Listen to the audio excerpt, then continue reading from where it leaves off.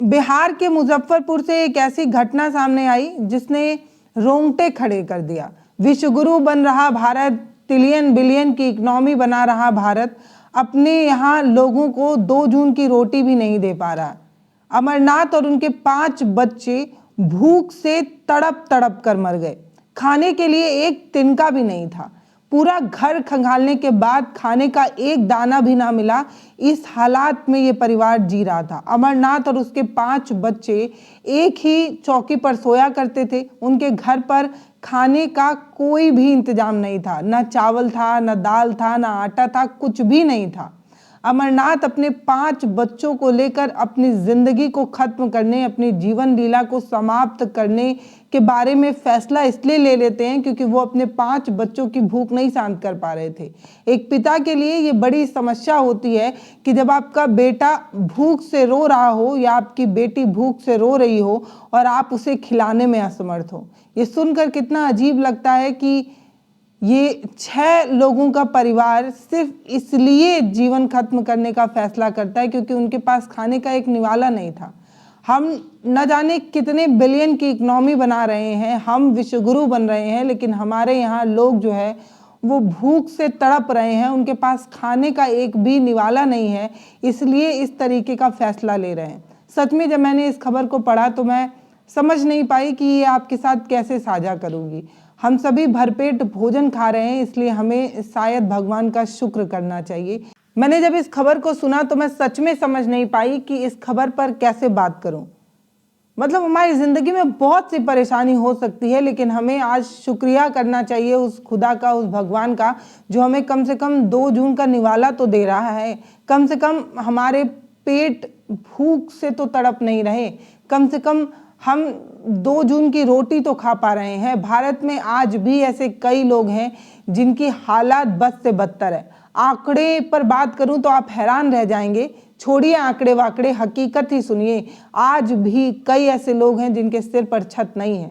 वो इस ठंड में ठिठुर कर सोते हैं, बोरे में घुस कर सोते हैं। कई तो ठंड के वजह से मर जाते हैं और जो ठंड से बच जाते हैं वो भूख से मर जाते हैं। जिनके सिर पर छत होता है वो भूख के अभाव में मर जाते हैं, वो खाने के अभाव में मर जाते हैं।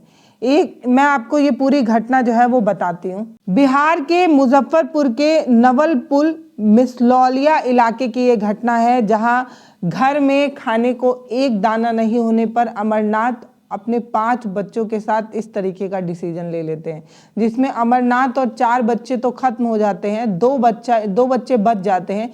क्योंकि फंदा ढीला रहता है वो बच जाते हैं, भगवान का शुक्र है। लेकिन ज़िंदगी कितनी ज़्यादा और चैलेंजिंग होगी उन बच्चों के साथ। अभी तो कम से कम एक पिता तो था जो 2 जून की रोटी की व्यवस्था के लिए मेहनत कर रहा था। अब तो पिता भी नहीं है, वो भाई बहन भी नहीं है, सिर्फ 2 बच्चे इस पूरी घटना में बच गए। मैं आपको बताऊं तो जब उस घर की छानबीन की गई, जब उस घर में देखा गया तो सब हैरान रह गए। दीवार तो थे, लेकिन दीवार उस गरीबी की कहानी बता रही थी। छत तो थी, लेकिन छत उस बेबसी की तस्वीर बता रही थी जो एक परिवार झेल रहा था।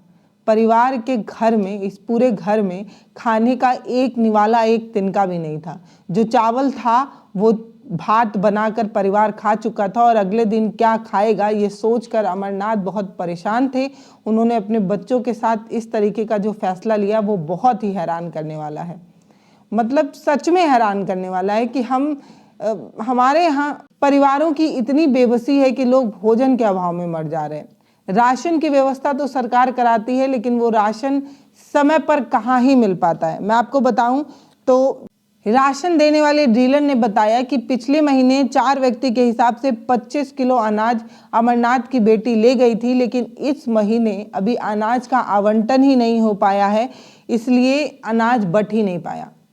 पिछले महीने 25 किलो अनाज से ये परिवार जैसे तैसे अपनी ज़िंदगी काट रहा था, लेकिन इस महीने क्योंकि अनाज नहीं मिला इसलिए अनाज की व्यवस्था नहीं हो पाई। हालांकि अमरनाथ के जो बच्चे हैं, ये बच्चे दोपहर के भोजन के भरोसे अपनी ज़िंदगी काट रहे थे।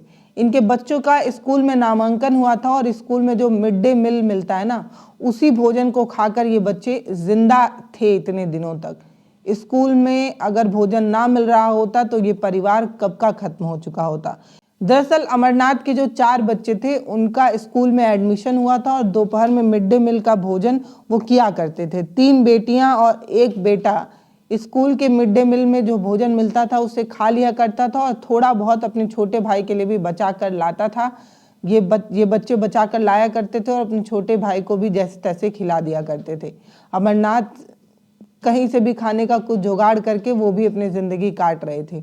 उस दिन क्योंकि रविवार का दिन था तो दिन में पूरा परिवार इकट्ठा था, तो घर में बचा कुचा जो चावल था वो बनाकर खा लिया गया था। शाम को अनाज की व्यवस्था नहीं हो पाई थी, भोजन की भूख भी थी, बच्चे रो रहे थे, इसलिए 6 लोगों के बीच में 4 अंडे का अंडा बनाया गया और उस अंडे को बांटकर परिवार खा गया था। अमरनाथ इस बात को लेकर चिंतित था कि सुबह जब ये बच्चे स्कूल जाएंगे, खाने की मांग करेंगे तो क्या दूंगा, क्योंकि ना जेब में पैसा था, ना कोई व्यवस्था थी, ना अनाज की कोई व्यवस्था थी। जब इस तरीके की खबर सामने आई और घर में छानबीन की गई, कमरे की तलाशी के बाद जो 2 झोले मिले उसमें बच्चों का आधार कार्ड मिला, जन्म प्रमाण पत्र मिला, इसके अलावा ई श्रम कार्ड मिला, जॉब कार्ड वगैरह मिला, ये सारी चीज़ें मिली। और जब डिब्बों को तलाशा गया, उन टिन के डिब्बों को खोला गया तो पता चला कि वहाँ पर खाने के लिए एक निवाला तक नहीं है, ना चावल है, ना गेहूं है, ना आटा है, ना दाल है, कुछ भी अनाज की व्यवस्था नहीं है। और भूख के अभाव में इस परिवार ने इस तरीके का डिसीजन लिया। बहुत सारे लोग ये कहते हैं कि मिड डे मील जैसी योजना पर सरकार फालतू फूंक रही है, लेकिन ये खबरें हमें बताती हैं कि अगर इस तरीके की योजना से किसी भूखे के पेट में भोजन जा रहा है तो सरकार को ऐसी योजनाएं चलानी चाहिए। हम एक्सप्रेसवे लेकर क्या करेंगे, बुलेट ट्रेन और ये सब चीज़ें लेकर क्या करेंगे जब हमारे देश में बच्चे भूखे रो रहे हों, उन्हें भोजन की व्यवस्था ना हो पा रही हो। अरे कहीं जगह पहुंचना है, 8 घंटे की जगह 10 घंटे पहुंच जाएंगे, क्या ही दिक्कत है। लेकिन दिक्कत इस बात की है कि जब देश के नौनिहाल भूखे तड़प रहे हों, भूख से मर रहे हों, और हम एक्सप्रेसवे, बुलेट ट्रेन, विश्वगुरु और न जाने डंकापति, न जाने डंका, इस तरीके की बात करें तो शर्म आती है। शर्म इस बात को लेकर आती है कि हमारी लाल आंखों से पूरा देश थरथरा जाता है। हमारी लाल आंखें देखकर विश्व के लोग जो है वो अपने निगाहें चुरा लेते हैं। इस तरीके का झूठ तो मत बोलिए। हमारे देश में जो आर्थिक असमानता है वो अपने चरम पर है। पूरे विश्व में सबसे ज़्यादा अगर आर्थिक असमानता कहीं है तो वो भारत में है। भारत में अमीर और ज़्यादा अमीर, गरीब और ज़्यादा गरीब होता जा रहा है। आय असमानता में भारत सबसे नंबर 1 पर पता है क्यों है? क्योंकि वर्ल्ड में इनक्वालिटी लैब ये बताती है कि भारत में जो टॉप 10 अमीर लोग हैं उनके पास भारत के कुल संसाधन का 58% हिस्सा है, तो 60% हिस्सा तो 10% लोगों के पास है। बाकी के जो 50% लोग हैं वो 15% संसाधनों में जी रहे हैं। तो इन वजहों से भी जो है इस तरीके की आर्थिक असमानता देखने को मिलती है। मतलब कितनी भी आर्थिक असमानता हो, लेकिन कोई भूखा ना सोए, कोई भूखा तड़प कर मरने का डिसीजन ले, ये तो इससे ज़्यादा और शर्म की कुछ बात नहीं हो सकती। अगर राशन जैसी योजनाएं, मनरेगा जैसी योजनाएं, इन योजनाओं को और चलाकर किसी के प्लेट में रोटी पहुंचाई जाए तो मुझे लगता है ज़्यादा बेहतर होगा किसी एक्सप्रेसवे और बुलेट ट्रेन चलाने की बजाय। मैं विकास की अवरोधक नहीं हूँ। मैं ये नहीं चाहती कि भारत जो है वो पंगु बन जाए और विकास की रफ्तार में ना दौड़े, लेकिन मैं ये ज़रूर कहना चाहती हूँ कि आप विकास की रफ्तार में बुलेट ट्रेन चलाएंगे और उसी बुलेट ट्रेन के बाहर फुटपाथ पर एक छोटा बच्चा भूख से तड़प रहा होगा।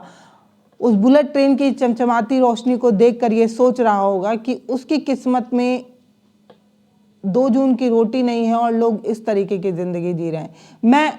मैं किसी विकास के विरोध में नहीं हूँ, लेकिन मैं सच में चाहती हूँ कि हमारे यहाँ इस तरीके की असमानता ना हो कि कोई भूखे मरे। अमरनाथ की ये कहानी बताते वक्त भी मैं नहीं बता पा रही हूँ, उस तरीके से एक्सप्लेन नहीं कर पा रही हूँ, क्योंकि मेरे पास वो शब्द नहीं है जिससे मैं अपने शब्दों को पिरोकर आपको वो कहानी बता पाऊँ। अमरनाथ ने जो झेला, उस कहानी को उसने तो खत्म करने का डिसीजन ले लिया, लेकिन अमरनाथ जैसे न जाने कितने और परिवार हैं, और ये परिवार अगर भूखे सो रहे हैं, उन्हें 2 जून की रोटी नहीं मिल रही, उन्हें वो ज़रूरत की चीज़ें नहीं मिल पा रही, तो इसके लिए जिम्मेदार सिर्फ और सिर्फ हमारा सरकार है, हमारी सिस्टम है। क्योंकि हर पैसा कमाने वाला शख्स सरकार को जीएसटी देता है, टैक्स देता है, और सरकार उससे पैसा इसीलिए तो लेती है कि कोई भूखा ना सोए, कोई नंगा ना रह जाए, कोई इलाज के अभाव में मर ना जाए, इस तरीके की चीज़ें ना हो। इसीलिए तो वेलफेयर प्रोग्राम वगैरह चलाए जाते हैं, कार्यक्रम वगैरह चलाए जाते हैं। इस तरीके की घटना पर मैं खबर नहीं कर पाती हूँ, क्योंकि मैं अंदर से बहुत टूटा हुआ महसूस करती हूँ। इस तरीके की खबर पर मैं बात ही नहीं कर पाती। फिलहाल अमरनाथ की मौत की खबर जब उनके भाई तक पहुंची तो वो अपने भाई से मिलने तक नहीं आ पाए, क्योंकि उनका भाई खुद ही जो है वो मजदूरी करता है सूरत वगैरह कहीं पे, और उनके पैर में भी चोट है और कईयों महीने से उन्होंने भी काम नहीं किया है, जिसकी वजह से उनके पास पैसा नहीं है और वो आ नहीं पा रहे। 2 बहनें थी जिनकी शादी हो गई, वो ससुराल में हैं, वो शायद आएँ और अंतिम संस्कार वगैरह कर पाएँ। लेकिन जिस किसी ने भी इस तस्वीर को अपनी आंखों से देखा होगा वो कैसे ही बता पा रहा होगा, कैसे ही उस पल को जी पा रहा होगा। मैं इस खबर पर इससे ज़्यादा और बात नहीं कर पाऊंगी। मेरे पास वो शब्द नहीं है, मेरे पास वो भावनाएं नहीं है, मेरे पास वो फीलिंग्स नहीं है जिससे मैं आपको इस खबर पर और ज़्यादा विस्तृत बता पाऊँ और ज़्यादा डिटेल बता पाऊँ। फिलहाल नमस्ते, मैं पल्लवी हूँ, आप भारत एक नई सोच देख रहे हैं। बहुत धन्यवाद।